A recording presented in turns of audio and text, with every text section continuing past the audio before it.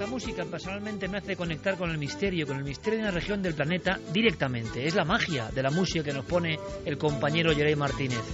Este es un grupo de Cuzco, el ombligo del mundo para los incas. Y en cuanto suena, ya me imagino.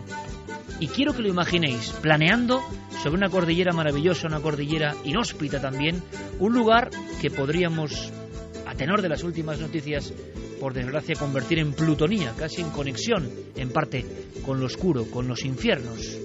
Los Andes impresionan, pero son un mundo aparte, son casi como un continente, y sobre todo en el Perú se produce una historia triste que ha vuelto a los teletipos, una historia que nos habla de tiempo pasado y que yo quería elaboraros en una especie de dossier para que todos seamos conscientes, como decía, del espanto. El espanto que viene a continuación es otro tipo de espanto, es diferente, pero la misión no es regodearse en el espanto, porque incluso vamos a ser cautos y no contar algunas de las cosas más terroríficas.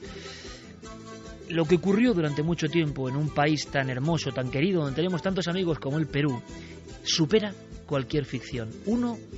Y eso que hemos hablado hace poco de Mesopotamia y lo que está pasando, nunca deja de, por desgracia, horrorizarse con esto. Pero también os diré, y más oyendo estas músicas, que si tenéis la oportunidad en alguna ocasión de viajar al Perú, sentiréis una conexión, si os gusta el misterio, muy especial.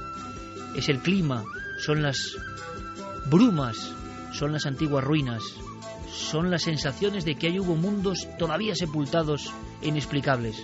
Y cuando, por ejemplo, en Cuzco, arrancándose sin más, los niños, las mujeres, los hombres hacen sonar sus instrumentos, uno siente que está en un lugar que es clave, seguramente el país más misterioso del planeta, porque allí, como decíamos antes, hablando de los muñecos malditos, se cree que las montañas tienen vida, que son los apus, que los ríos, como el Ucayali o el Uparimac, tienen una fuerza como la serpiente antigua que les dio la vida, que los árboles tienen nombre propio, y son capaces de transformar su alma, o incluso que el sol y la luna siguen siendo entidades reales, no simples objetos celestes.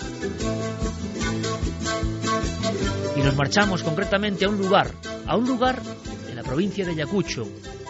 Ayacucho, según el diccionario etimológico, su nombre, como siempre, no es casualidad. Diccionario español quechua, la antigua lengua que aún se habla por parte de los descendientes de los incas. Aya significa muerto y cucho, rincón. Ayacucho es el rincón de los muertos. Aunque algunos estudios dicen que es Ayacuchoc. Ayacuchoc es no rincón de los muertos, sino el que trocea a los muertos, el que corta a los muertos, el autopsiador o el viejo dios andino y de los desiertos del Perú, el degollador. Uno, cuando va a la etimología, dice: qué curioso, aquí la muerte y la vida, como hablábamos de Mesopotamia, siguen jugando. Estamos viajando, amigos, en un planeo imaginario pero real a la Mesopotamia del Nuevo Mundo. Porque allí surgió en Ayacucho una cultura a la que atribuyen maravillas como Tiahuanaco, la ciudad sin tiempo, que es la de los Wari. Hace muy poco también aparecía en teletipos una noticia. Una momia, una de tantas, pero tenía algo diferente. Era una momia Wari. Muchos siglos la contemplaban. Era una mujer sentada en cuclillas, parecía una hechicera, tenía largas trenzas que habían seguido, parece, creciendo post-mortem. Y su máscara de oro tenía dos ojos, pero dos ojos desorbitados, dos ojos muy grandes, los ojos de aquel que ve más allá, en Ayacucho, el rincón de los muertos. Unos ojos que, según dijo algún arqueólogo un tanto espantado, parecían profetizar o augurar un terror indescriptible en esa misma tierra.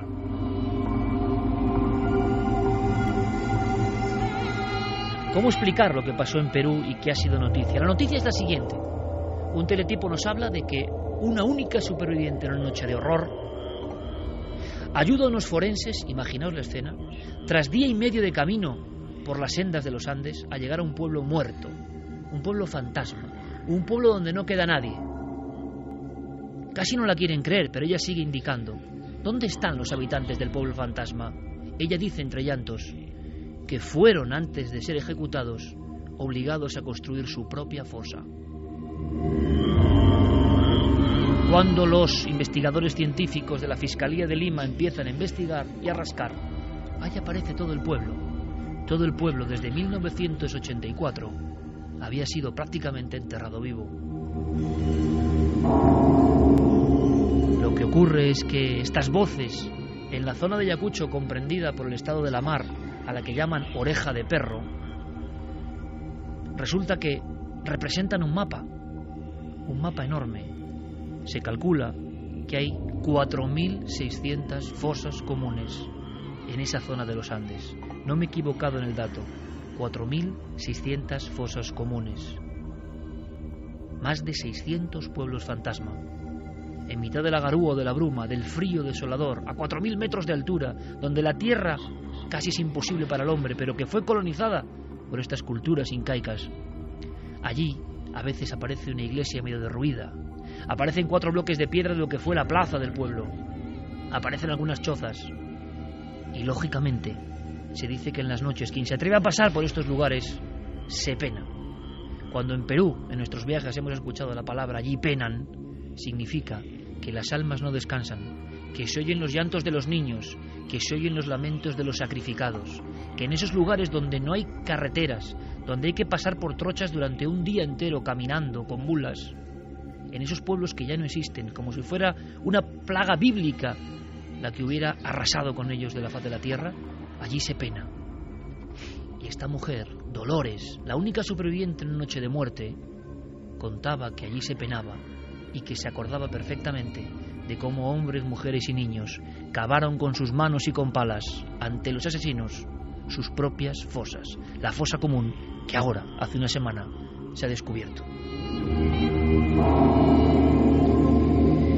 No es fácil explicar el conflicto para comprender esto.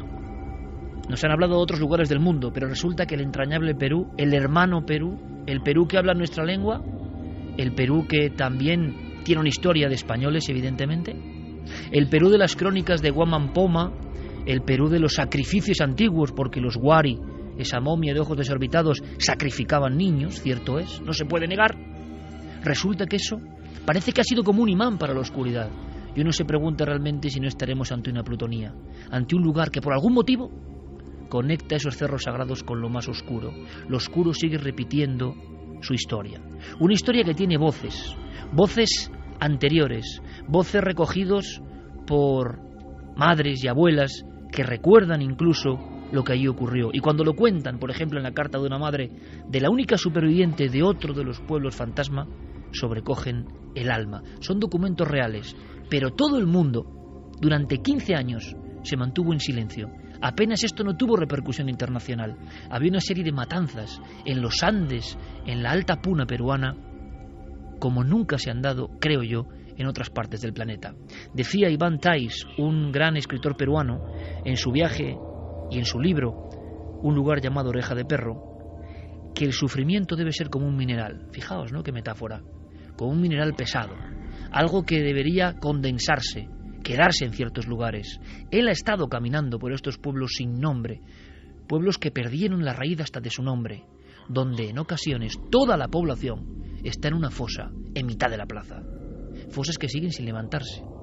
¿Qué ocurrió en el Perú desde 1982 hasta 1995? Cuando venían los militares, los niños tenían que estar calladitos, sin hacer bulla. Pero a veces el hambre, la sed, hacían que los niños lloren. Por eso los jefes de los senderistas ordenaron matar a todos los niños en Huertahuayco.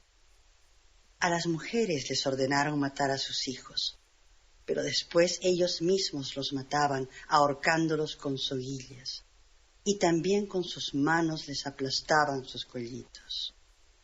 Las mamás no podían detenerlos porque también las amenazaban con matarlas. Solo lloraban de miedo. Otras se tapaban sus ojos mientras que a sus bebés los mataban. Cuando llegaron los militares, nos decían igual que los senderistas cuando iban a asesinar a alguien. A la mala hierba desde sus raíces debemos matar. El que llora es un terrorista y debe morir. A la mala hierba se le debe matar. Esa es la ley. Matar y matar. Y toditos calladitos, solo rogando a Dios que nos salve. ¿Qué pasó para que unas comunidades andinas pacíficas vivieran este terror? Es difícil explicarlo todavía hoy. Los amigos y compañeros peruanos aseguran que es un gran misterio histórico. Se ha hablado de otros puntos del planeta y sobre este no. Apareció hacia 1982 una agrupación de corte maoísta, comunista, que pretendía dar un cambio. Un día de ese año, en el pequeño pueblo de Chushi, hablamos siempre de comunidades muy pequeñas, apenas 4 casas de piedra y adobe, una iglesia, a veces en empalizadas, a veces en pendientes, donde la vida es muy complicada, donde cuesta respirar, donde la sangre se espesa a 4.000 metros de altura, sin comunicaciones. Hablaba Vargas Llosa del Perú no oficial, mientras en Lima, mientras en otras ciudades importantes, Trujillo, Arequipa, el Perú occidentalizado, se silenciaba todo lo que estaba ocurriendo en esta zona de los Andes, de los míticos Andes que todos tenemos en la cabeza. Allá había un auténtico genocidio, pero un genocidio, y esto lo digo casi como homenaje, donde los pequeños pobladores fueron masacrados por unos y por otros. Ese grupo Sendero Luminoso en 1982 revienta unas urnas electorales y empieza con una serie de militantes a tomar unos pueblos donde no había ni ayuntamiento. El jefe simplemente solía ser el Barayoc. ¿Quién era el Barayoc? El Barayoc era el más anciano del pueblo. Esta tradición de poder viene desde los incas, que le dieron este nombre, Barayoc. Por tanto, era muy fácil reducir al Barayoc y decir que ellos eran los nuevos dueños, sobre todo si tenían fusiles. Con la hoz y el martillo, los seguidores de Sendero Luminoso empezaron a provocar el terror. Pasaron de la disciplina a las torturas en público, a las decapitaciones, una especie de locura de sangre para dominar ciertos pueblos y para expandirse en una especie de afrenta al Estado.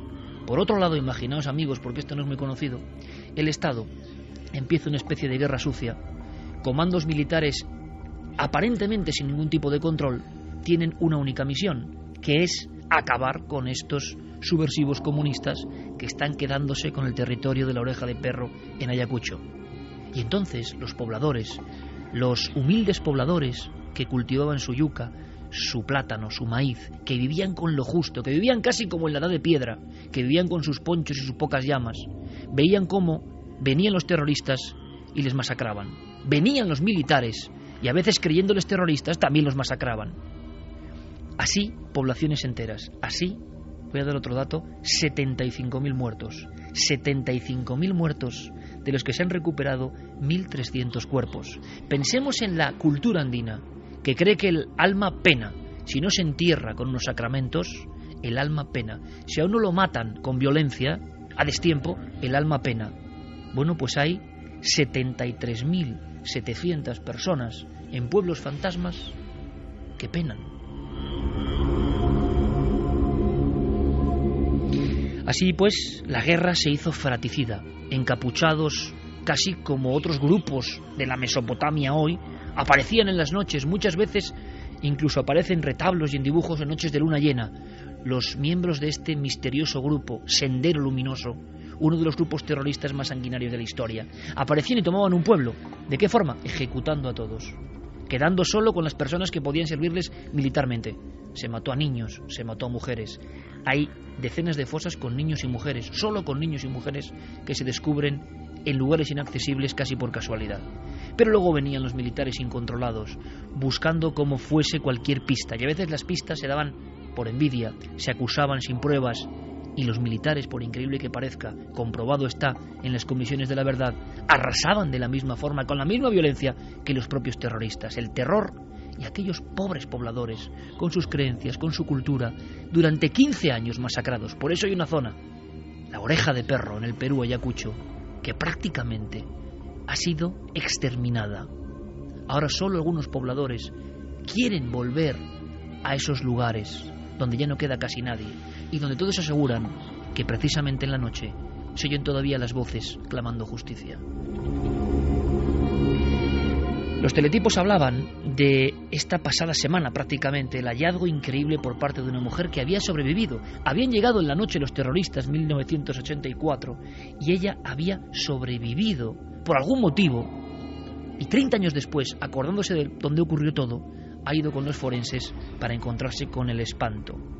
El antropólogo forense Luis Rueda, de esta comisión fiscal, hablaba así con nuestro compañero Fermín Agustí y nos contaba cómo, por increíble que parezca, al margen de cualquier noticia, en el Perú profundo se ha producido un éxodo. Pueblos enteros, como está ocurriendo por ejemplo en Turquía, pero por otros motivos, tenían que marcharse a las cuevas. Volvieron a la edad de piedra, niños, mujeres y hombres viviendo en cuevas, con sus pueblos dominados bien por los militares, bien por los terroristas. Ellos vivían en Chilligua, que es un poblado al cual el lugar es inaccesible, ¿no? Es una puna, en la zona conocida como Oreja de Perro, en Chungui. Estaba en constante asedio tanto de los grupos senderistas, así como el asedio también de las fuerzas del orden, ¿no? Es así que ellos deciden asentarse en otro lugar. Se reúnen 50 personas, de las cuales habían más mujeres y niños, y se van hacia el lugar que se llama Paccha, ¿no? Que queda aproximadamente de ese punto Chilligua, queda como a 1 día y medio de caminata, ¿no? Paccha, un lugar fantasma, el lugar que ha salido en los teletipos. Y yo he querido esta noche, como experimento con todos vosotros y como espanto del horror humano, y para que esto por lo menos tengamos conciencia de hasta qué punto el hombre puede ser un monstruo, un lobo para el hombre, y nos sobrecojamos tanto para precisamente nunca caer en el error, ni de la ideología, ni de la fuerza, ni de la violencia, porque en algunos lugares cuando esto se desata sin ley, ocurre lo que ocurre. Perú es un esqueleto vivo en esa zona de Ayacucho, un ejemplo de lo que ocurrió.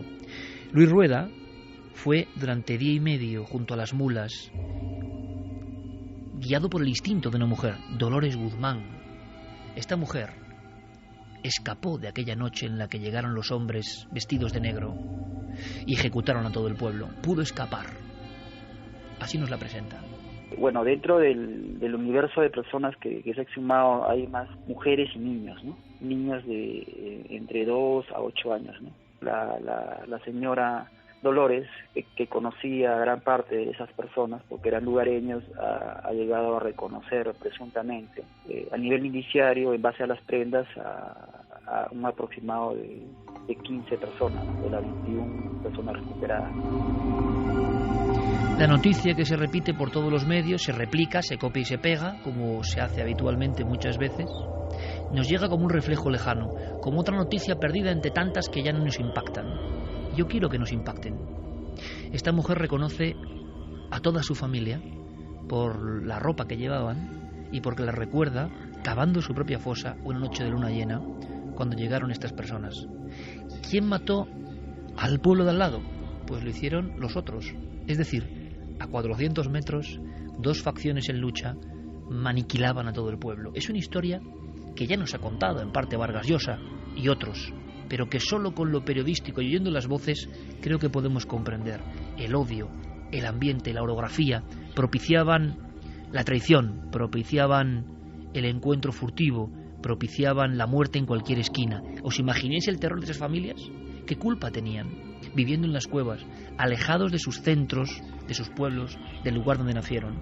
Hemos podido hablar, gracias, repito, a la gestión de Fermín, con la propia Dolores. Me parece impresionante. He podido hablar con ella durante largo tiempo.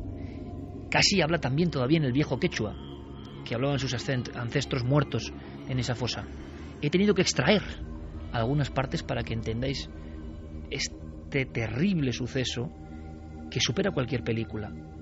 A ella, por algún motivo, la perdonaron y le hicieron cocinar para las personas que iban a ser ajusticiadas. Es decir, ella tuvo que dar la última cena a su propia familia, colgada de pies y manos, para luego ser dejada en el monte y huir para quizá contar esta historia. Así nos lo contaba esta noche en la cadena SER. El pueblo era un pueblo, ¿no? Y ahora no hay nada, y pasó 30 años y totalmente no hay nada. Tantas personas se han muerto, prácticamente 38 personas se murió en ese lugar en 84. Nos ataca los senches, como 50 senches, y no lo respetaba al niño, a las madres gestantes, todo le mató. Tanto que estoy rogando, no le perdonó. La gente en la noche estaban Entonces la gente, cuando yo fui al lugar, estaban todito estaban señoras amarrados con sogas. Yo estaba embarazada a mi bebé de 1 mes, y entonces de ahí le dijo en la noche, y un momento que cuando llegamos a la casita todos estaban amarrados sobre el cuello en la noche.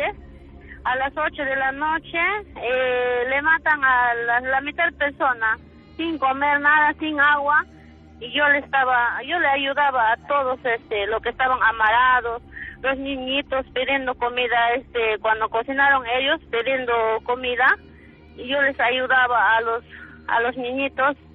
No, todos estaban amarrados, señor, todos estaban amarradas, todas las personas estaban amarradas, solamente niñitos nomás caminaban, y los niñitos eran de 1 año, 2 años, 3 años, y eso yo le estaba cuidando los niños en una casa.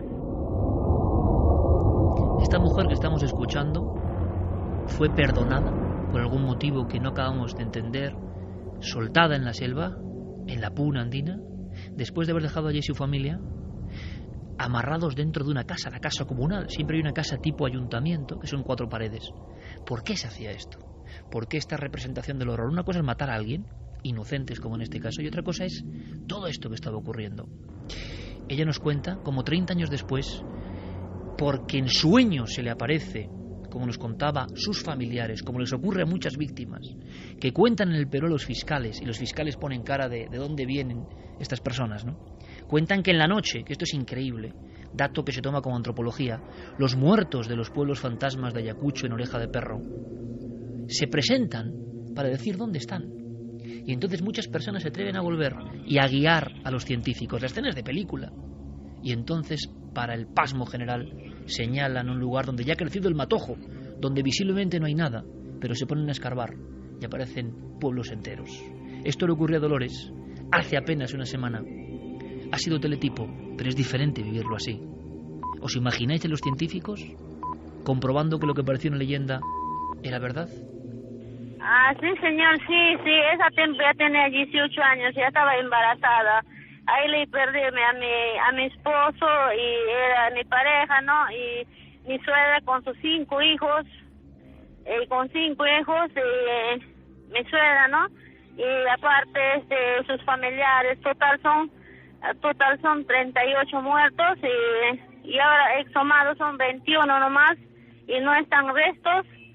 Eso nosotros queremos buscarlo, no sé, señor. Y yo me recuerdo que ese rato que mi cuñado tenía 17 años, el chibolo, al 17 años era mi cuñado, y encimita nomás estaba, señor, encimita nomás estaba mi cuñado. Entonces dije, con eso la segunda fosa, yo sé que encimita estaba mi cuñado, con eso me va a identificar, pero le habían sacado un costadito, le habían tapado a mi cuñado, y yo me reconozco su polo en sus medias. Había personas adultas, como 5 personas, encimita nomás. Entonces ahí me reconozco mi suegra con su ropa, y otra persona en su ropa también. Mi tío, su hermano de mi suegra, le reconozco en su chompa, era color guinda, y los niños, que mis cuñados eran más chiquitos, más abajo estaba, y seguían escarbando, ya mirándole eso ya te sientes mal, y totalmente, a pesar de que años ha pasado. Hay en otros lugares también, señor, sigue sacando, todavía hay 35 personas todavía para que pueden escarbar en la misma fosa. Los sueños, la intuición, las apariciones, las leyendas provocan que algunas personas se atrevan a volver al pueblo donde surgieron, de donde salieron aquella noche terrible, y estén dando datos precisos de una matanza que todavía sigue siendo un poco complicada de contar en Perú. Porque hubo guerra sucia y hubo este grupo subversivo que todavía tiene algunas unidades o personas que pretenden resucitarlo, porque les hablaban de que iban a acabar con los ricos. En aquel Perú profundo y profundamente pobre parecía una solución. Se pasó a los pocos días a la instrucción militarizada y después a los castigos ejemplarizantes.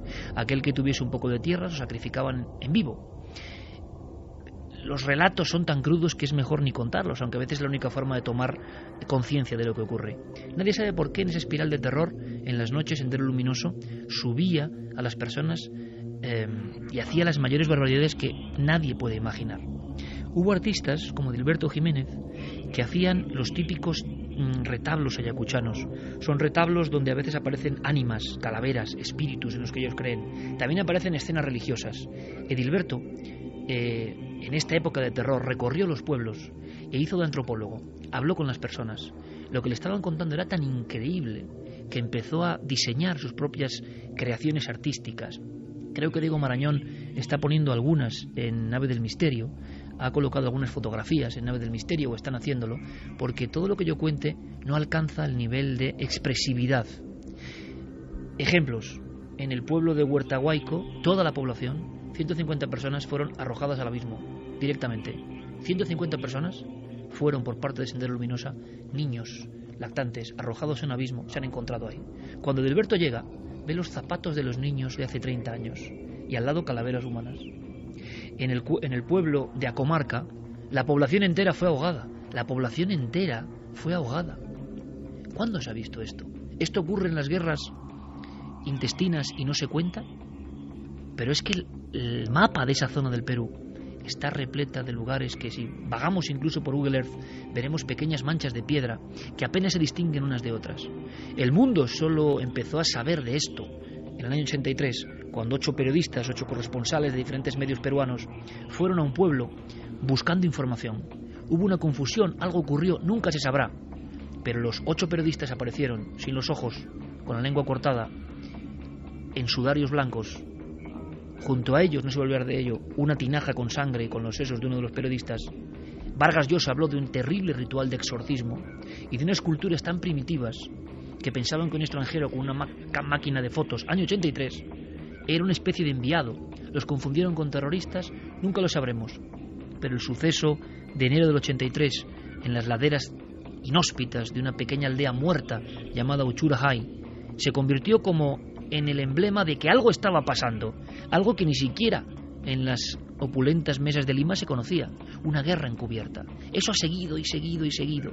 Y había escenografías como la de Putis, donde en la locura decidieron matar la noche de Herodes a todos los niños, por un decreto, por un sometimiento al partido, decían. Si eras del partido y tenías que estar con nosotros, tenías que enfrentarte a los más duros sufrimientos. Por ejemplo, que matemos a todos los niños, incluidos los tuyos, en esta aldea. Y eso se está comprobando en la exhumación de las fosas. Edilberto vivió como una pesadilla. Este artesano ayacuchano, hemos podido hablar con él, ha hecho como antropólogo del misterio, porque ha sabido muchas historias de ánimas, de aparecidos. ¿Cómo no va a haber aparecidos, creencias en aparecidos, almas que vagan, os imagináis, en los últimos pueblos fantasmas reales, donde la vida era muy dura, pero donde pasó todo esto? Edilberto me lo contaba esta noche en la cadena SER. Nunca ha podido olvidarlo, las pesadillas le vuelven. Él solo puede hacer este tipo de arte ya. Las manos no le dan, como alfarero, como creador, para otra cosa. Ha convertido su arte en denunciar lo que pasó durante 15 años. 75.000 muertos, 15.000 desaparecidos. Lo increíble es que no hablamos de militares contra militares. La inmensa mayoría son mujeres y niños. La pesadilla es cómo asesinaron a los niños, ¿no? Cómo obligaron a sus padres a asesinar, degollar a sus propios hijos, ¿no? Las propias madres, con temor a la muerte, tenían que degollar. Eso obligado por miembros del Sendero Luminoso. Capaz, existen fosas de niños, es increíble. Nosotros, niños que han sido arrojados a los ríos, niños que han sido degollados con las propias manos, niños que han sido también ejecutados con soguillas. Entonces eso es un horror grande, ¿no? A uno le duele, inocentes que hayan sido asesinados sin esa barbarie, ¿no? El propio Adalberto, vagando por estos pueblos, no podía creerlo. Pensaba que podían ser exageraciones. Familias enteras, generaciones enteras. ¿Cómo es posible que del odio y la batalla se pase a tomar como objeto a una persona? Esto nos tendría que hacer reflexionar, porque está en el germen de todos los confrontamientos. el otro no vale nada, el ser humano no vale nada. ¿Qué clase de ideología de unos u de otros puede hacer que uno mate a un niño inocente, lo arroje a un río, lo decapite? Está pasando ahora en la Mesopotamia, pero esto pasa con gente que hablaba nuestra lengua, mucho más cercana en lo cultural. Es decir, cuando se desbarata todo, el horror es posible. Senderistas y militares, más que enfrentarse entre ellos, acudían a las comunidades y saciaban auténtica sed de sangre. Hay mucho escrito sobre todo esto, pero poco se ha escuchado. Cuando uno lo escucha en estas voces se impresiona. Yo le preguntaba a Edilberto, muchos de estos lugares son prohibidos, muchos de estos lugares no son transitados. Hay una cultura en los Andes que dice que el ánima vaga por el lugar donde fue ajusticiada la persona. Y no os imagináis, porque son los lugares más tristes del planeta Tierra, con una vegetación, unas montañas, unas nubes exuberantes, misteriosas, enigmáticas, con una soledad a veces de días enteros para llegar al siguiente pueblo. Hemos estado varias veces en Machu Picchu. Ahí están los turistas, ahí están los hoteles de 5 estrellas, y cuando uno sube al Templo del Sol, pero se gira al otro lado, como dando la espalda a toda esa maravilla de la humanidad, mira hacia unas montañas que están al frente, unas montañas como la coraza de un dinosaurio, que van prolongándose hasta el infinito. Ahí empieza la Oreja de Perro, ahí empieza un lugar que estuvo al margen del mundo. Ahí están los pueblos fantasmas hoy, los pueblos donde se ponen pequeñas cruces de palo y poco a poco los pobladores empiezan a tocar, a visualizar. Cada pueblo, en vez de plaza, tiene su fosa, y en la inmensa mayoría no queda nadie. ¿Ocurrirá esto en alguna otra parte del mundo? Pueblos enteros con toda su población enterrada. Por supuesto, Edilberto, en sus cuadernos, en sus dibujos, se llevó cientos de casos. Se oye el llanto de los niños. ¿Cómo no va a oírse?, pregunto yo. Se oye el desgarrador lamento en la noche de las madres, condenadas a muerte y sin escapatoria en aquel lugar. Edilberto podría contar muchas cosas, pero nos adelantaba esto en una entrevista difícil de olvidar para nosotros. Como las almas penan, ¿no? Como los niños lloran, etcétera. O sea, en cada lugar tiene su propia historia y se cree que las almas ahí están penando, ¿no? Necesitan ser recogidas. Imagínate, ellos siguen soñando, los muertos le están diciendo a las mujeres, por ejemplo, a sus familiares, estoy en una zona, estoy dentro de los celos, estoy al lado de una capulla, me está haciendo frío, no quiero que me cubras. Entonces son historias que como les revela a sus familiares. Lo alucinante es que en pleno 2014, cuando surge este teletipo, entre otras muchas cosas, de que un pueblo fantasma ha aparecido en Perú y nos quedamos con esa imagen, no profundizamos, no comprendemos lo que hubo ahí. Ahora, Edilberto ha conocido a muchos supervivientes, a veces alguien podía esconderse. ¿Os imagináis una niña, como en el caso de Totora? De todo el pueblo sobrevive una niña que se ha quedado junto a un río, y ella es la que cuenta el horror, pero tiene que pasar jornadas para huir de esos pueblos, para llegar a un lugar donde no la vayan a matar. Y cuando lo logra, casi nadie puede creer lo que está contando. Ejecuciones sumarias y no quedar nadie. Y por supuesto, ese lugar queda vetado, misterioso. No se puede volver porque se tiene temor a los que fueron ajusticiados. Hoy, por desgracia, después de muchos años, ya no hay aparentemente estos sucesos, claro, y sin embargo la misma zona, lo que hablábamos de el imán hacia el terror, está tomada por los llamados cocaleros, muchachos que llevan en mochilas grandes cantidades de hoja de coca para ser procesada, y están apareciendo día sí día no muertos en los caminos. Las confrontaciones son ya entre los militares y los narcotraficantes, pero en el mismo lugar. Y yo me quedo con las palabras de Iván Zais. Si el sufrimiento fuese un mineral, si se depositase como sedimento en algo, ¿qué sería esta zona? Con 73.000 muertos bajo el suelo, pensemos, y la mayoría niños y mujeres inocentes. ¿Cómo no se va a poder sentir ahí algo terrible? Lo terrible no es simplemente para causar morbosidad o espanto, porque no voy a contar lo que hacían con muchas víctimas, que es indescriptible, indescriptible, porque viene escenificación del terror. La pregunta es, ¿nos da una lección esto? ¿Nos da una enseñanza esto? ¿El ser humano aparentemente normal de aquellos pueblos enloqueció repentinamente? El hombre lobo para el hombre, a veces detrás de un teletipo y toda una historia, y a veces nosotros tenemos que contar algunas historias para que seamos conscientes, para que no solo sean una hoja volandera. Esto ocurrió en los años del terror entre Sendero Luminoso y los militares incontrolados en un lugar llamado Oreja de Perro, Ayacucho. Quizá podéis investigar y podáis ver que por mucho que nos asombre el ser humano, siempre hay un paso más, siempre hay algo terrible. Yo espero que el siguiente viaje sea mucho más luminoso y no sea hacia un lugar con apariencia bondadosa y mágica, pero con un trasfondo de plutonía auténticamente infernal.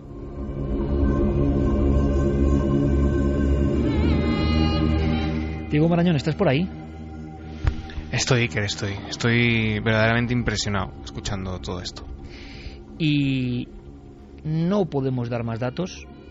Yo no sé si tú has accedido en tiempo real en Nave del Misterio, en las redes sociales, a poner alguno de estos terribles retablos ayacuchanos, ¿no? Sí, los hemos puesto también, hemos puesto los grabados que Dilberto pudo dibujar sobre el terreno mientras los residentes en aquella zona le explicaban todo lo que había pasado. Están en Twitter si la gente quiere consultarlos.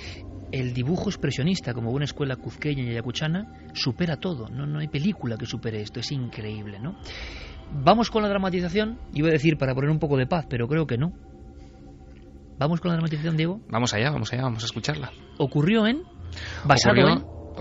Salamanca. Está basado en unos sucesos que tuvieron lugar en Peñaranda de Bracamonte, en una zona de viviendas unifamiliares de una barriada, y los protagonistas fueron 3 chicos. La dramatización se ajusta bastante, excepto en algunos nombres. Luego te explicaré por qué los he cambiado.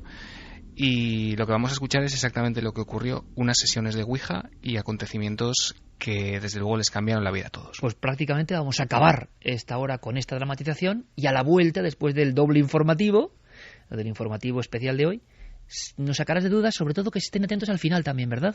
Eso Hay es. una sorpresa extraña incrustada ahí. Un pequeño homenaje. Dramatización de Diego Marañón para Milenio 3. Los 3 jóvenes avanzaban lentamente, sorteando los restos desperdigados de una actividad que en aquel verano de 1992 se antojaba ya lejana en el tiempo. El polvo que levantaban al caminar provocaba que los rayos de sol que se colaban por los huecos de ladrillo dibujasen líneas luminosas a su paso.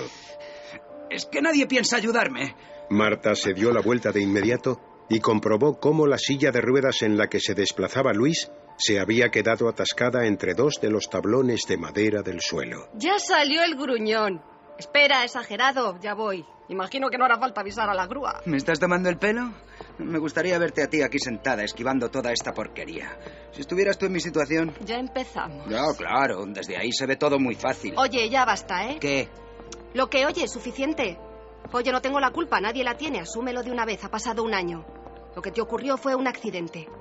Eso en lo que estás sentado es una silla de ruedas, sí, pero estás aquí con nosotros, haciendo exactamente lo mismo que el resto. Así que deja de compadecerte de una vez, o por lo menos no lo pagues conmigo. No puedes reprocharme nada. Oye, lo siento, es que a veces esto me supera. Lo sé, tranquilo, no pasa nada. Vamos, ya estamos llegando. Y mi padre acaba de poner aire acondicionado en casa, con el frío que hace siempre en este caserón. Lo que deberíamos haber hecho es mudarnos aquí. Pablo, otro de los chicos, se bajó las mangas de la camisa que hasta entonces llevaba remangadas. Sí, parece increíble que estemos en agosto. Por lo menos debe haber unos 10 grados menos que en la calle. ¿Y eso? Ni idea. Parece alguna pieza metálica. Ha salido de aquel hueco. Esperad. Era el gato de Ramiro, el hombre que vive enfrente. También se ha debido colar para aliviarse del calor. Pues me ha dado un susto de muerte. Y a mí, si esto nos pasa de noche, yo no lo cuento. Venga, vamos. Ya sabéis a lo que hemos venido. Los chicos siguieron avanzando por el enorme pasillo. Al fondo, ante ellos, aparecía la puerta que daba a la sala principal. Oye, ¿tú crees que pudo haber algún tipo de sugestión? ¿A qué te refieres? El gato era de verdad, te lo aseguro. No, hablo de lo que le pasó a Susana. Quizá deberíamos olvidarnos de esto. Luis detuvo por un instante su silla de ruedas y bajó la mirada. El grupo no siempre había constado de 3 personas. Hacía unos meses, Susana, una amiga de la infancia con la que habían compartido muchas tardes como aquella, Había tenido un accidente en su casa, rompiéndose el cuello. El joven borró súbitamente la sonrisa de su cara, recordando por unos instantes el rostro de la chica. Susana se resbaló, eso es todo. Eso dijeron, pero desde que esa tal Laura le empezó a dar mensajes a través de la Ouija, estaba como obsesionada. Ya no parecía ella.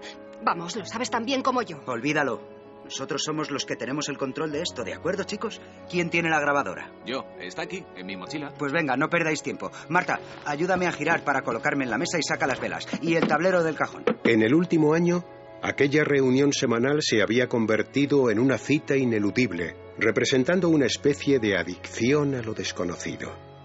Aparentemente, la entidad que se manifestaba a través del desgastado tablero de plástico era siempre la misma. Decía llamarse Laura. Los jóvenes sabían perfectamente el camino a seguir, aunque esta vez querían dar un paso más en sus experimentos. ¿Ya está grabando? Sí, desde hace unos segundos. He visto hacer estas cosas en televisión. Puede que con un poco de suerte. A veces creo que estamos locos. Venga, vamos allá. Poned vuestros dedos en la moneda, como siempre. Los jóvenes obedecieron, repitiendo aquella suerte de ritual tan familiar para ellos. Todos conocían el procedimiento. Laura, queremos contactar contigo. ¿Estás ahí? La moneda que servía de improvisado máster no se movió ni un milímetro. Laura, si estás ahí, dinos algo. Ya se mueve. Se está moviendo. Los dedos de los chicos, apoyados levemente en aquel trozo de metal, comenzaron a moverse con rapidez por el tablero. Hola. Laura, ¿eres tú? Sí. N O G R A B E I S. La moneda se detuvo súbitamente. No grabéis. Venga ya, ¿cómo lo sabe? No puede ser.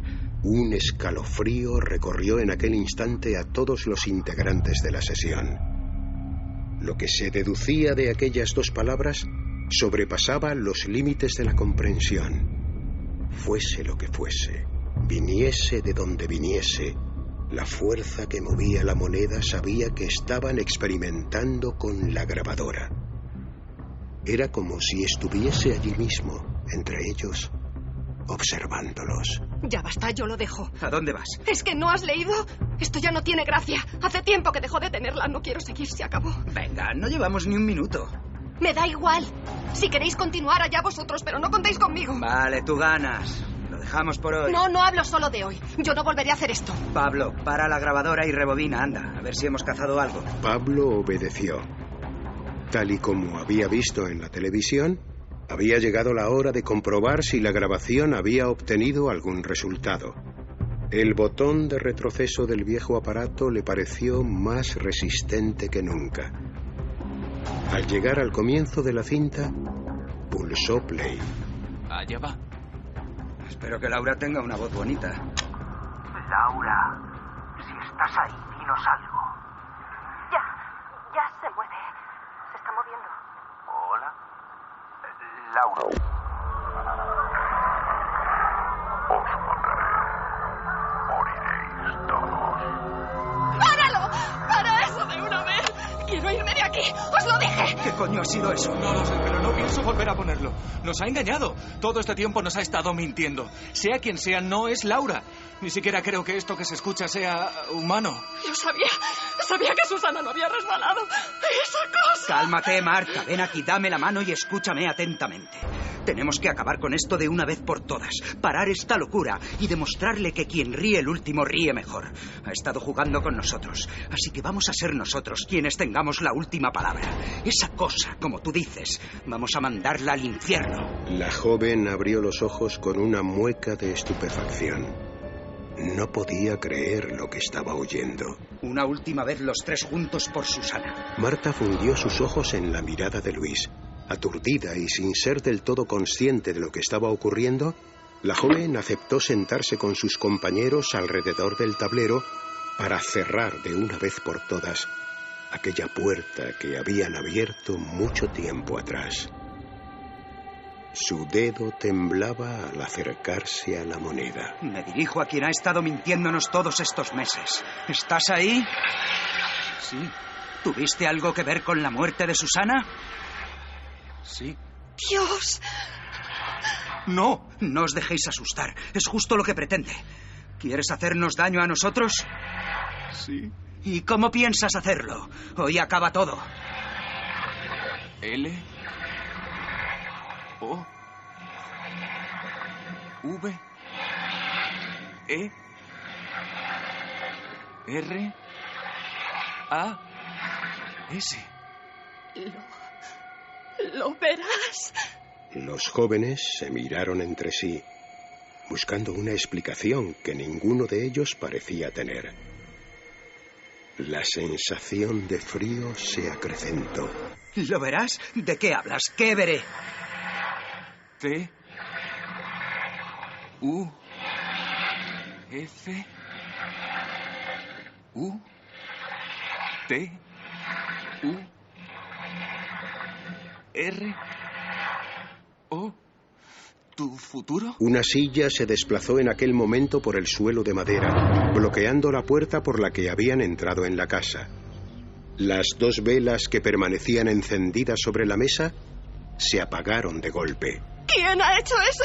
¡Vámonos de aquí ya! Sí, vale, larguémonos. Mientras los jóvenes se dirigían hacia la puerta, Luis fue incapaz de distinguir un profundo agujero en el destartalado suelo. Su silla de ruedas quedó encajada en el hueco, provocando que el muchacho cayese hacia atrás. El golpe lo dejó inconsciente. Lo verás. Verás tu futuro. Tu futuro. La mente de Luis estaba sumida en la más profunda oscuridad. No era capaz de ver nada, pero aquella voz retumbaba cada vez más fuerte en su cabeza. Lentamente, la negrura fue dando paso a lo que parecía ser un punto luminoso en la lejanía, tenue al principio y más fuerte a medida que se iba acercando. Como si de una puerta se tratase, en el interior de aquel espacio le pareció distinguir una figura, una silueta que contrastaba con el blanco que la rodeaba. Tu futuro. Luis quiso gritar, pero no pudo. Intentó moverse, pero estaba paralizado. El terror dominaba su mente por completo, porque aquella silueta que en su mente aparecía suspendida sobre el suelo era la suya propia. El joven se vio a sí mismo balanceándose muy lentamente, con los ojos abiertos y una soga alrededor de su cuello. Ya lo has visto. Este es tu futuro.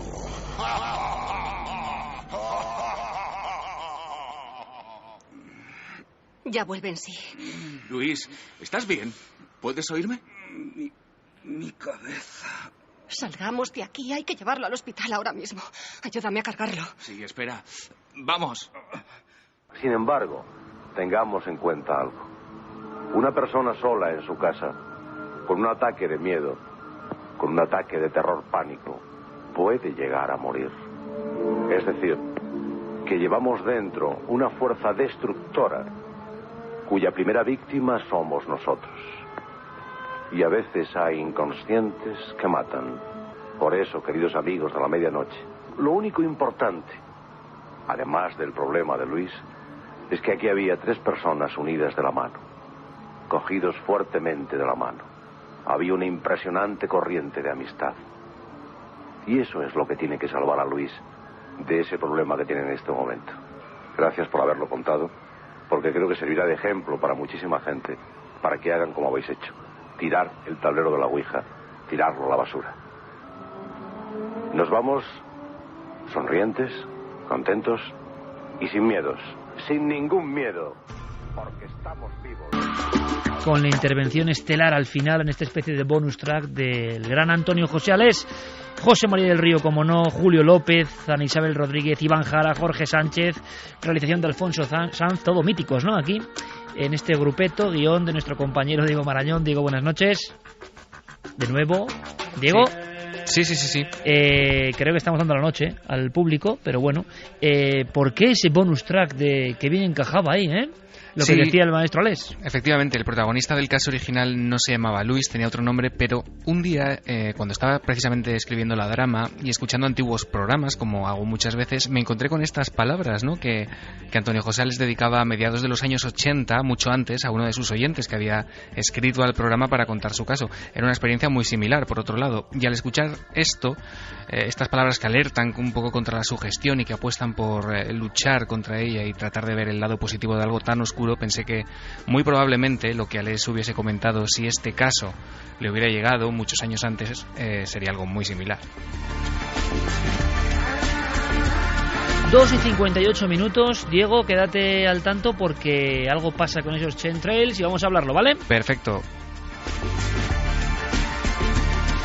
Es la hora mágica, una hora que nunca fue, quizá, ¿no? Ahí quedarán los archivos, pero ahora estamos en esa especie de salto del tiempo. Vuelven nuestros compañeros, como si nada hubiese ocurrido, como si el viaje por la oreja de perro de Perú y la dramatización nunca hubieran existido, más que nuestro impacto emocional, que es lo que cuenta, ¿no? Nuestras experiencias, al final, lo experimental es lo que vale. Nosotros volveremos enseguida con muchas más informaciones, con mucha actualidad, porque han pasado muchas cosas. Vamos a hacer una mesa milenaria especial, pero va a haber también otras sorpresas. Una hora más, si nos aguantáis. Aquí estamos, Milenio 3, edición especial, la noche más larga, en la cadena SER. Escuchamos la música que nos dice cosas. Dice Jeremy Martínez, nuestro comandante del sonido junto a Noel Calero. Jeremy Martínez, alias el mago de Cádiz, el requiebro fino, la cinta. Él sí que hace el clásico cuando jugamos al fútbol. Pues él dice, y me ha gustado, Iker, es que esta canción, y lo comparto, es mi corazoncito. Tenemos algo tan bello que hace músicas, que inspira el arte, que inspira la creatividad, que inspira lo hermoso. Porque ¿quién no puede sentir algo hermoso cuando Mike Oldfield hace esto? Mike Oldfield es un ser, por tanto, y poned ahí al que vosotros queráis, que ha logrado someter su oscuridad. No os olvidéis. Buen López dice, me encanta escuchar Milenio 3 en el coche, pero a la vez me da más miedo, no sé por qué, sois los mejores. Francisco Javier, no ver las actuaciones, estoy completamente acongojado, que estoy con los ojos como una lechuza, que cague, por Dios. María dice, la madre, qué susto, por experiencia no recomiendo la Ouija, entidad oscura, refiriéndose a lo que has contado de Perú, y qué terribles pensamientos pasarían por la mente de estos niños minutos antes de desaparecer. Horrendo. Mona Baku, una historia muy triste, más de 50.000 muertos, muchas poblaciones estaban entre dos fuegos, es el peor genocidio que hemos tenido en pleno siglo XX. María Ángeles Monserrate, ay, qué horror, por Dios, cuántos sufrimientos, las madres viendo a sus hijos cómo los mataban, eso sí que da miedo de verdad, pueblos enteros, me quedo sin palabras. Atienza Yasmín, horrible que te hagan matar a tus propios hijos, hay que vivirlo para saber, pero yo creo que me mataría antes de hacer eso. Seguro. Sí, yo no entiendo cómo las madres pueden, por lo que cuentan, ¿no?, por librarse ellas, matar a sus propios hijos, degollar a sus propios hijos. Seguro que igual no fue así exactamente, ¿no? Me imagino que no, porque claro, el instinto de una madre es morir antes que su niño, vamos, claro. Se moriría ella antes que matarlo. Aisha dice, qué imagen más terrible describe esta mujer, se me pone la piel de gallina cuando habla de los niños. David Zae, qué brutalidad, por Dios, ¿para qué queremos buscar demonios si ya los tenemos entre nosotros? José 7, Dios, la verdad qué pena la vida en este pueblo y la pobre mujer. Daisy Nieves, conozco a militares que a pesar de los años quedaron marcados emocionalmente por la época del terrorismo. Gracias por vuestra participación. Muy atentos de verdad a nadelmisterio.com y a todo lo que hace Juan Villa, que está preparando algo bonito para la Noche de Ánimas. La semana que viene, Carmen, tenemos una sorpresa, creo que muy humana, ¿verdad? Sí. Y va a ser una Noche de Ánimas especial. Va a ser una Noche de Ánimas, es el día 1. Yo no quiero Halloween, oye, no sé si estáis conmigo, paso de Halloween. Oye, con todo el respeto, pero ya me parece como una campaña que bueno, que vale, que tiene sus raíces, orígenes celtas y lo respeto, pero es que yo soy español. Yo quiero Noche de Ánimas. Noche de Ánimas. De difuntos. Sí, ambas cosas. como en la alberca, con las últimas campaneras de ánimas. Reivindiquemos lo nuestro, hombre, aunque seamos los únicos. Noche de ánimas, ¿os apuntáis? La semana que viene en Milenio. Vamos ahora con alguien que seguro que nos dice algo a nivel filosófico, tal y como estábamos ya enganchados Santiago y yo, y enseguida con toda la información. Siempre tenemos la esperanza. La esperanza no se puede perder nunca. Como sabemos del horror, peleamos contra el horror. Contar para aprender. El miedo, porque sí, no vale para nada, de verdad. Vale si aprendes algo. Muchos amigos que nos escuchan en el coche, mandamos nuestro abrazo no solo a Enrique Bumburi, sino al compañero Javier Pérez Campos, que se encuentra buscando una de esas historias alucinantes, que ojalá salga todo, se hile todo, porque vamos a vibrar. Yo solo os puedo decir que cuando mi querido amigo Enrique Chazarra me lo comunicó, de un brinco. Ojalá lo logremos, Javi, suerte, estará escuchándonos y, como siempre ocurre a los miembros del equipo cuando estamos lejos unos de otros, unidos por el cordón umbilical de la radio, cómo se percibe el programa, ¿verdad? Es como diferente. Sin perder un minuto, 3:22, abrimos esa mesa especial donde opinamos de todo y de todos. Mesa Milenaria.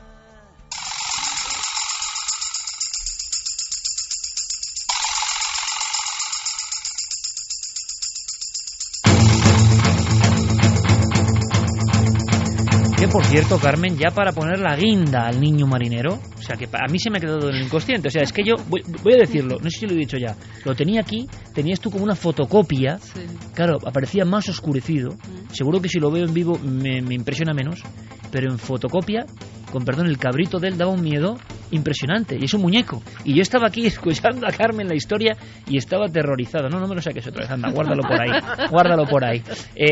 Tiene ojos como negros, y se habla de unos niños de ojos negros. Javier estaba empeñado, yo esto lo veía como pura leyenda urbana, pero no sé, siguen con la historia. ¿Qué ha pasado? Pues sí, siguen con la historia y además están llevando hasta allí psíquicos y hay fotografías de por medio. Una de las psíquicas ha estado esta semana en Cannon Shake y lo que ha encontrado es, sentía una energía, y su marido, que estaba con ella, realizó varias fotografías donde ella indicaba, y allí parece que sale una niña con ojos oscuros, parece que está arrodillada o rezando.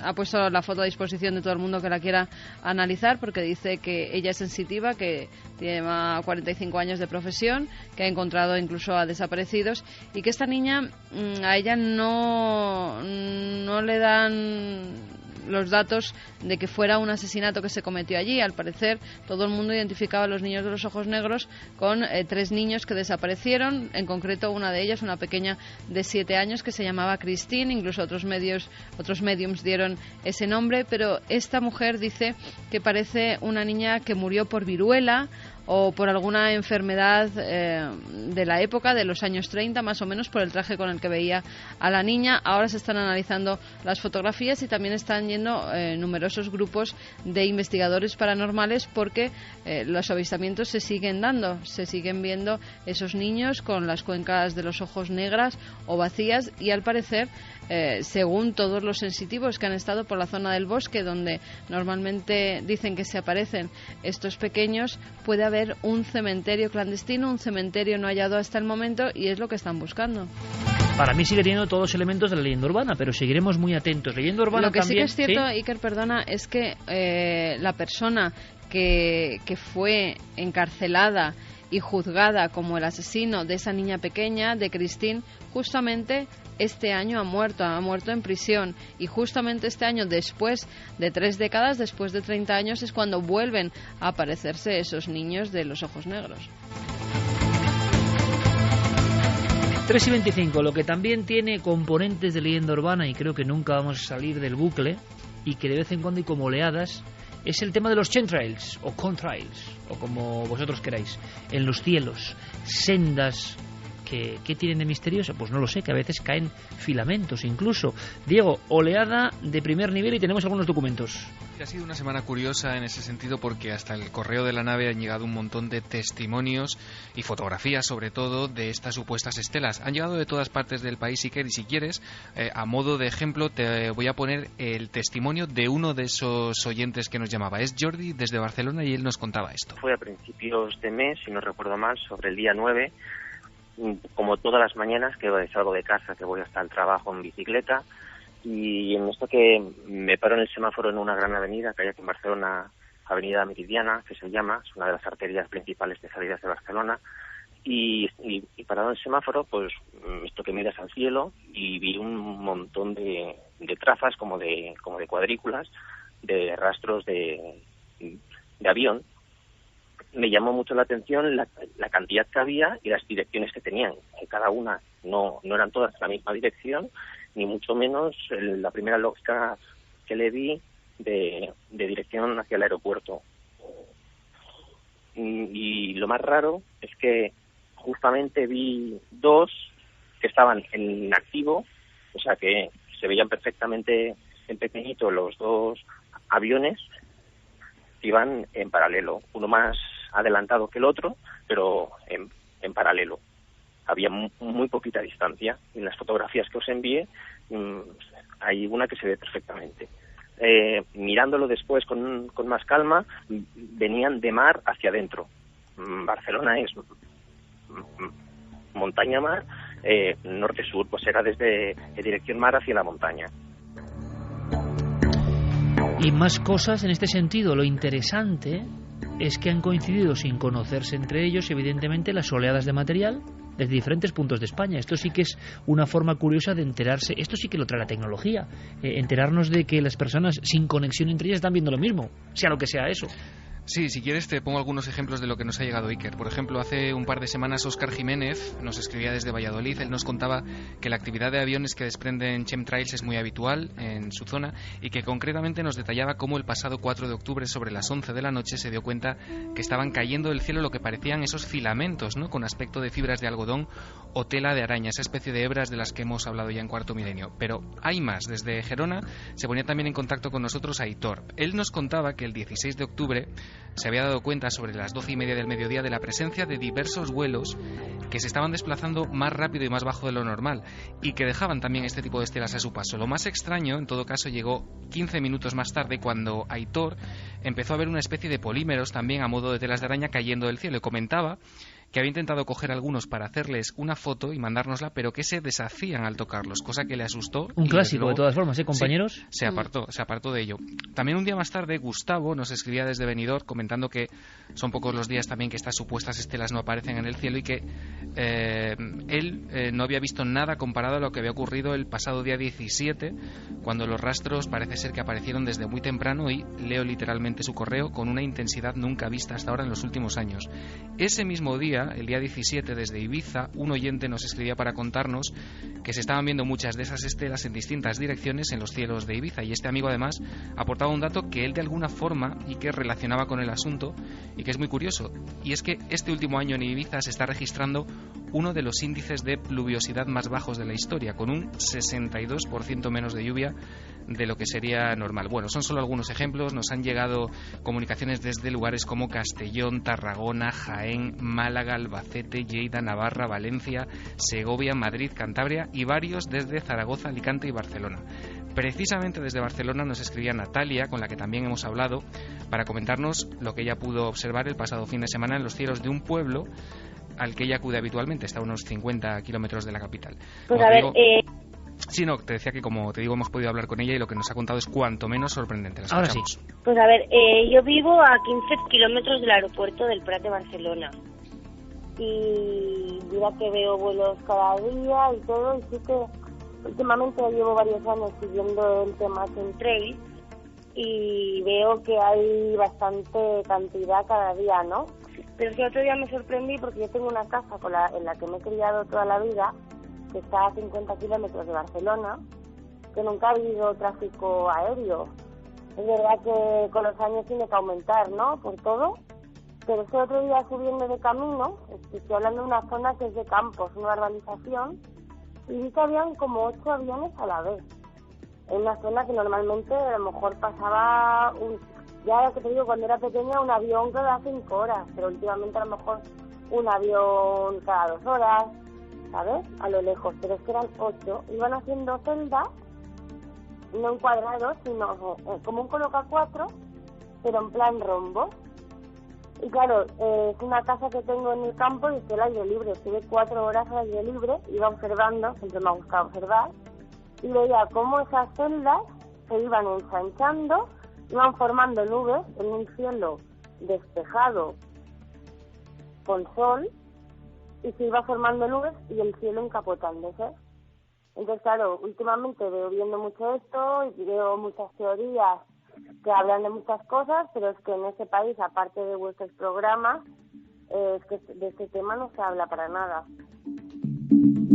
Bueno, pues como ves, Natalia, aquí sí hablamos, y hablamos con total honestidad, compañeros, porque yo con este tema es que ya no sé en qué quedarme. Estoy recordando ahora lo que analizó Luis Alamancos y que tenía fibras, lo recordaba Diego Marañón, que parecían de origen no animal, no biológico. Sin embargo, claro, ahí está la duda, esas fibras estaban ya en el suelo, ¿no? Entonces, ¿venían del aire realmente? Claro, o al coger las muestras se cogió también muestras del suelo y el contaminado es el suelo. Como se deshacen, es que es muy difícil. Claro, lo que es verdad es que desde siempre, y tú lo sabes bien, en temas como Fátima y apariciones marianas, siempre se ha relacionado la aparición de cosas insólitas. No había época ovni o época aviones que contaminaban, entre comillas, o nos fumigaban, ¿no? Sea verdad o no. Pero es curioso, por ejemplo, en Portugal, diferentes episodios que tienen que ver con apariciones espectrales o de la Virgen o lo que vosotros queráis, y que se recogen por parte de investigadores muy serios lo que llamaron fibra albina, fibra blanca, que cae del cielo. Sí, o cabello de ángel, que también lo llamaban precisamente porque se le atribuía a la Virgen, a las apariciones marianas. Yo qué sé, es que con el tema de los chemtrails hay tanta conspiración por un lado. Me desconcierta absolutamente. Y también cuando sales a la calle y a veces ves rayajos en el cielo, y dices chemtrail, contrail, yo nunca he logrado distinguirlos, de verdad que no. Y mira que lo intento y que me lo han explicado veces, que esos no son las estelas de condensación que dejan los aviones, pero luego... Que nada queda claro, ¿no? No, pero es que luego es verdad que mandan fotografías y todas las semanas, tengo que decirlo, todas las semanas nos llega alguna fotografía de chemtrails o chemtrails o como se llamen, que no sé ni cómo se pronuncia. Es curioso porque hay mucha gente también en Twitter que preguntaba en qué se diferenciaban unas de otras, y han sido los controladores aéreos quienes por propia iniciativa pues han contestado de alguna manera, utilizando también el perfil de la nave del misterio, contestando a esas preguntas, y nos han enlazado. La gente puede entrar en Twitter si quieren, con alguna explicación pues bastante educativa para aprender a distinguirlos. ¿Y tú los distingues ya? A mí me cuesta bastante, te diré. De todas maneras, ellos mismos, con las fotos que están colgadas en Twitter y que ha retuiteado Guillermo León, ellos nos decían que no había nada fuera de lo normal y que se trataba de estelas de condensación. Para tener una segunda opinión, lo que se nos ha ocurrido es llamar a nuestro compañero José Manuel Nieves, que controlaba un poco de estos temas. Le hemos remitido mucho. Efectivamente. Le hemos remitido algunas de las fotografías que han llegado hasta el buzón de la nave todos estos días, y después de verlas y de echarles un vistazo y de analizarlas, la opinión de José Manuel Nieves es esta. Yo creo que no estamos frente a ninguna oleada especial. Lo que sí tenemos son unas condiciones climatológicas que son muy especiales, porque sigue haciendo calor, pero en las capas altas de la atmósfera está haciendo mucho frío. Y eso significa que las condensaciones de los aviones se pueden manifestar de una forma más fuerte que de lo que lo hacen normalmente. No hay absolutamente ningún motivo para tener ningún tipo de alarma. Los chemtrails, así llamados, que en realidad serían los contrails, en el fondo son lo mismo, ¿no? Son condensaciones de vapor producidas por los motores de los aviones, y depende, que duren mucho o que duren poco, depende de las condiciones climatológicas y de la temperatura reinante en ese momento. Pueden durar unos cuantos segundos o pueden durar horas. Desde luego, si hubiera una conspiración para acabar con la especie humana o para enfermarla, pues muy mal les ha salido, ¿no? Porque en una sola generación han nacido ya unos 1.300 millones de personas desde la primera vez que se descubrieron los chemtrails, que me parece que fue en el año 1977. Pues han nacido 1.300 millones de personas, que es una China entera. O sea que mala conspiración sería, porque no estaría teniendo ningún éxito. Y además, a las alturas a las que se producen estas condensaciones, sería inviable colocar o sembrar cualquier tipo de producto químico, porque no llegaría al suelo, como muy bien saben los que se dedican profesionalmente a fumigar campos o a apagar incendios, que lo tienen que hacer desde muy poquitos metros de altitud y no a 10.000 metros ni a 12.000 metros, que es donde se producen estas estelas de vapor. Nieves, claro, tiene sus riesgos, porque no hay tema que provoque más adhesiones y críticas encontradas. Yo no sé, porque yo os seré sincero, no le acabo de pillar el truco a esto. O sea, no me emociona particularmente porque que pueden tener razón unos u otros. Yo no lo sé. Lo que sí que hago es hablar, que es lo que no hace, como decía Natalia, el medio convencional. Yo hablo de esto, pero es que nunca sé con qué quedarme. No acabo de entender muy bien el misterio. Puede que haya algo de verdad, porque del ser humano me lo espero absolutamente todo. Pero lo que sí me sorprende, compañeros, es la cantidad de observadores de chemtrails que hay, de cazadores de chemtrails, de la voluntad que le ponen a esto. Esa voluntad se convierte a veces en odio el que discrepa, ojo, cualquiera que diga que los chemtrails no son todos chemtrails ya está en contra de... ya forma parte de la conspiración. Y uno dice, hombre, tan sencillas, si sois conspirativos o conspiradores, o estáis para denunciar la conspiración, tan fácil es vuestro juego, no sé. Me sorprende porque este tema, que es como tan lejano, por altura incluso y por poca claridad en mi opinión personal, ¿por qué enerva tanto a la gente a un lado y a otro? Es curioso. Es curioso porque estamos hablando posiblemente de algo que puede ver todo el mundo. Como es algo que puede ver todo el mundo, es algo que puede prestarse a malas interpretaciones.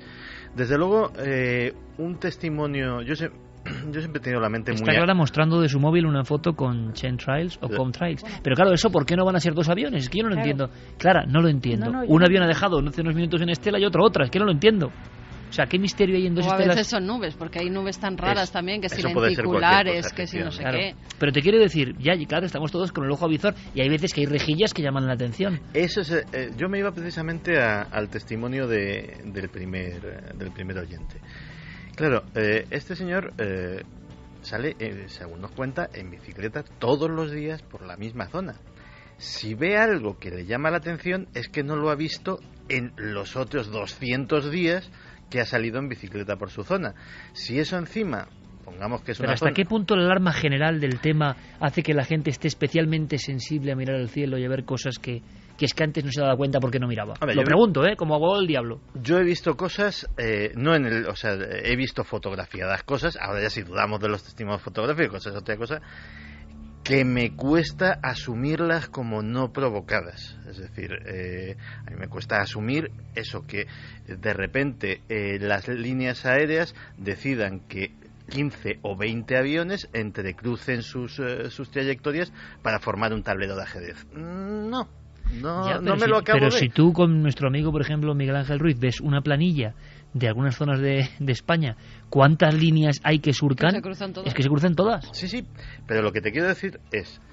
O sea, tú lo ves eso y dices, normal, si un día hace más frío, queda eso condensado. Digo yo, que no lo sé, que luego me van a apedrear a mí. Sí, pero un espacio del cielo... Concreto. Pues claro, las rutas. Sí. No, pero las rutas pero que hacen haya, cuadrículas pongamos, por toda España. 7 paralelas en una dirección y 7 en perfecto ángulo recto, formando cuadraditos en la otra. O que de repente un avión se vuelva loco y en mitad del campo empieza a hacer espirales. Pero es otra cosa, en mitad del campo avionetas. A mí los aviones tan altos porque... Diego, concretamente en Castellón, había movida gorda últimamente con el tema de las nubes, difuminadores de nubes, creadores de nubes, todo eso sí que tiene un mundo paralelo. Claro. Y que cuidado que es potente, ¿no? De eso hemos visto imágenes. Claro, es que eso sí que es realidad, ¿no? Pero claro, a tanta altura yo no sé qué efectividad tiene. En Castellón hace 2 semanas estaba abierta una investigación por parte del Seprona, efectivamente. Y sería muy prolijo hablarlo, pero ya te he dicho que siempre he tenido la mentalidad abierta y cuando se me empezó a torcer la aguja de la balanza hacia el lado de los conspiranoicos, es cuando empecé a profundizar. ¿Se te ha torcido la balanza hacia los conspiranoicos? Sí. Tú eres muy escéptico con este tema en concreto. Y lo era porque no veía, me pasaba como lo que hablábamos antes, no veía el porqué.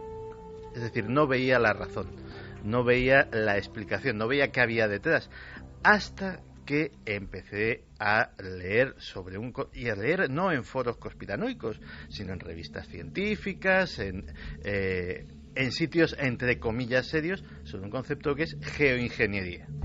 O sea, de repente esparcir cosas en la atmósfera para que produzcan en el clima determinados efectos. ¿Y crees que de verdad si hubiese chemtrails lo harían de forma tan evidente? ¿Los amigos de la conspiración, que siempre todo está en secreto, y lo harían en mitad del cielo de Barcelona? Es que tampoco bueno, entiendo. El cielo está arriba, o sea, ahí... Tenemos conspiraciones delante de las narices y... Ya, cierto, callar. Sí, sin duda. En fin, seguiremos atentos. Gracias a toda esa gente a todo ese público, a todos esos seguidores que nos envíen sus fotos, porque seguramente igual un día yo me quedo del guindo y digo, pues sí, es así. De momento es que no lo sé, simplemente no lo sé. De verdad, no formo parte de ni la conspiración ni de la anticonspiración. Porque esto es como Lagartijo y Frascuelo, Barcelona y Real Madrid, todo eso. O sea, con los chemtrails es imposible. Es imposible no quedar ahí. Bueno, yo es que no lo sé.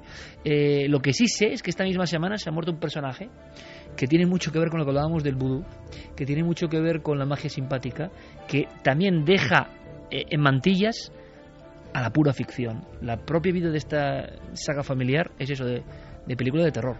Sí, totalmente de película de terror. Efectivamente ha fallecido Jean-Claude Duvalier, apodado Baby Doc, que fue expresidente haitiano, que ha muerto de un infarto con 63 años y que era hijo de François Duvalier, apodado Papa Doc, y que pues su hijo ascendió a la presidencia en 1971 a los 19 años, presidencia eterna, decían, tras la muerte de su padre, y continuó con el régimen de terror y de sangre que había iniciado su padre, ¿no? Y que se cree que pues entre ambos le costó la vida alrededor de unas 40.000 haitianos, ¿no? Duvalier, hijo, nació en Puerto Príncipe, aunque descendía, igual que la estirpe familiar, de esclavos negros. Y su padre había iniciado primero el reclutamiento de un ejército privado en 1959, que el nombre oficial era Voluntarios de la Seguridad Nacional, y esto lo hizo a raíz de una tentativa de atentado contra él.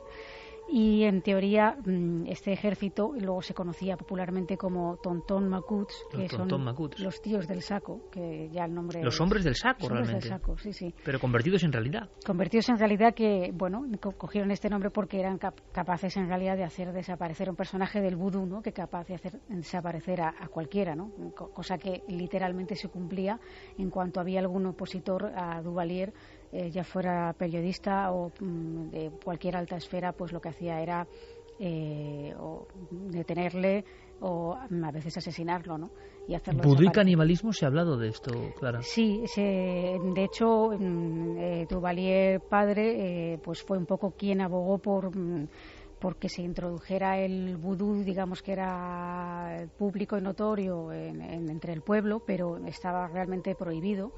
Y pues lo primero que hizo fue introducir el vudú como conducirlo como religión, digamos, oficial, y para ello, dentro de esta policía secreta, nombró a comandante en jefe a un bokor, a un brujo negro haitiano llamado Zachary Delba, que era muy respetado y temido en Puerto Príncipe.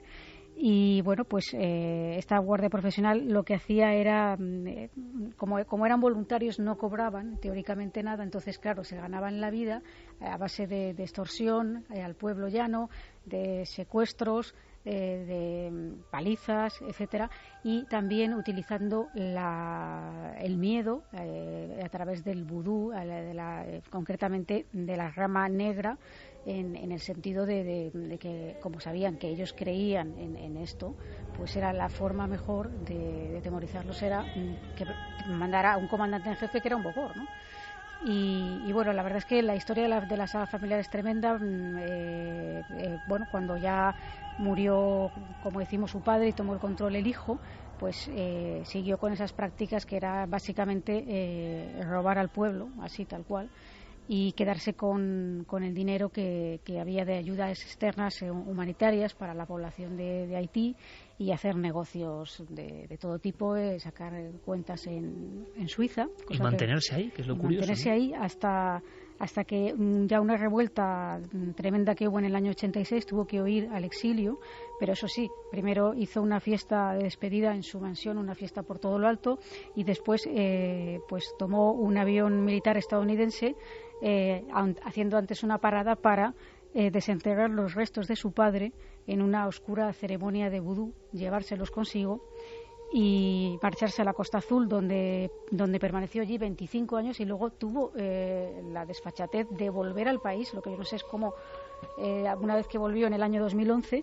solamente tras una breve detención bajo los cargos de corrupción, robo y apropiación indebida de fondos públicos, fue puesto en libertad, se encerró en su casa y estuvo ahí tan ricamente enriqueciéndose con nuevos negocios, y nunca llegó a ser sometido a juicio. Estas figuras del África profunda y de la América profunda y de cualquier lugar del planeta profundo, asociadas al vudú, a los rituales, pero que se asesoraban por ese tipo de brujería negra, que no era un folclore, que creían en ello, que le daba más vitalidad a su puesto, como decíamos, para la eternidad. Ha habido una noticia de esas. Tenemos además la oportunidad de hablar con un corresponsal enviado en Bolivia, de esas que, bueno, en fin, yo sé que la noche ha ido un poco cruda, pero esto ya supera todo lo imaginable y ha pasado esta semana en la selva boliviana. Así es, Iker. Se ha conocido esta semana que Serafín Leronate, que es una especie de chamán, ha sido acusado de matar a un hombre que tuvo un accidente de avioneta. El piloto se llamaba Teddy Becerra, tiene un accidente en la selva boliviana, se le rompen los dos brazos, sale a pedir ayuda y se encuentra con Serafín Lero, y lo que hace este hombre, en vez de ayudarle, pues es matarle y además practicar canibalismo con él. Juan Antonio Sanz, que está en Bolivia, está allí trabajando de corresponsal, nos cuenta cómo ha sucedido todo. El suceso ha ocurrido en el departamento del río Beni, uno de los más grandes de Bolivia. Ocurrió realmente hace 5 meses, pero es ahora cuando se han sabido todos los detalles, gracias a los testimonios de unos indígenas Chiman, que es una de las etnias de esa zona. Una avioneta pilotada por el capitán Teddy Becerra se estrelló. El capitán, el piloto, pudo sobrevivir, pero con los brazos rotos. Pidió al parecer ayuda a Serafín Leronate, un indígena del lugar, quien, sospechando que podría tener la avioneta muchos más valores del dinero que le estaba ofreciendo el capitán, lo mató. Lo enterró, después volvió a su aldea en las cercanías de Puchisama, a orillas del río Manique, en ese territorio indígena Chimán, y al cabo de unas horas volvió con unos acompañantes, habría desenterrado al capitán, y allí mismo practicó una serie de rituales y devoró el corazón y la lengua del... Sí, podría hablar y podría revelar dónde está el cadáver, porque hasta el momento no ha sido encontrado. Después de las declaraciones, porque incluso se lo contó a su propia familia, y decía que lo había hecho para que le respetaran en la comunidad, que había cometido ese asesinato y canibalismo con este hombre que tan solo pedía su ayuda, pues que lo hizo para tener cierto estatus dentro de la sociedad.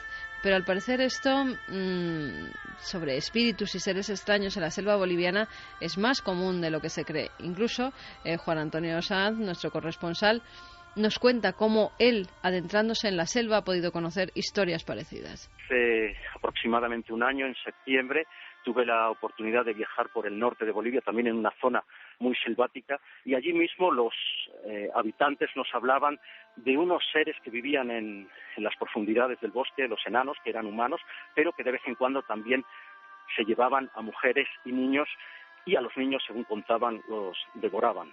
El departamento de Beni es una zona muy inaccesible en Bolivia, llena de selvas, algunas de ellas primigenias, donde ni siquiera los primeros exploradores europeos, españoles, se atrevieron a marchar. Y al parecer, Iker, el canibalismo y estos actos terribles pues no es la primera vez que ocurren, además en épocas muy recientes.